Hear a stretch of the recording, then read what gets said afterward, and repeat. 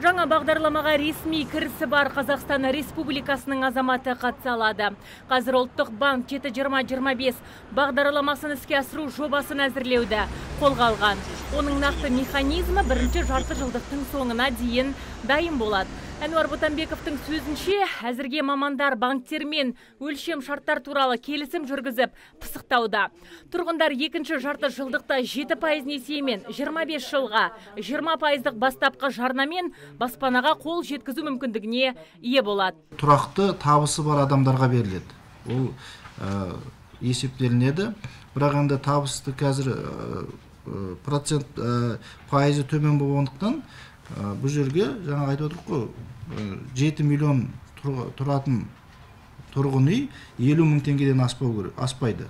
Сондықтан енді бізге қазір Қазақстан бойынша орта жалақы бір 100-112 мың теңгенің деңгейінде болса, мен ойлаймын, бұл орта жаңағы халықтың орта есептегі, содан да төмендегі халықтың алуға болады деп ойлаймын.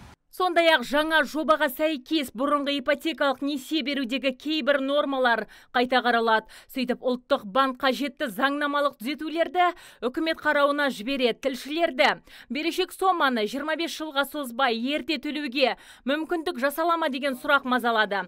Баспасөз жиынында өңірдің бас қаржыгері мұндай шараны жобаға қосамыз деп отыр. Бұдан өзге осыған дейін 14-15%-дық несие мөлшерлемесіне сәйкес баспана алғандар қайта қаржыландыру арқылы 7-20-25 бағдарламасына көшіру бөлімінде жаңа жобаға қосуды ұсынамыз деп отыр.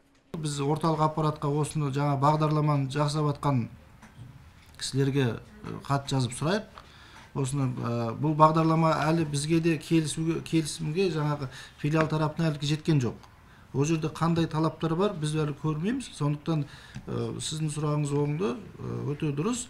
Сондай біз жаңа өзімізден келген кезде болса, осындай жаңа ұсыныс жасауымыз мүмкін.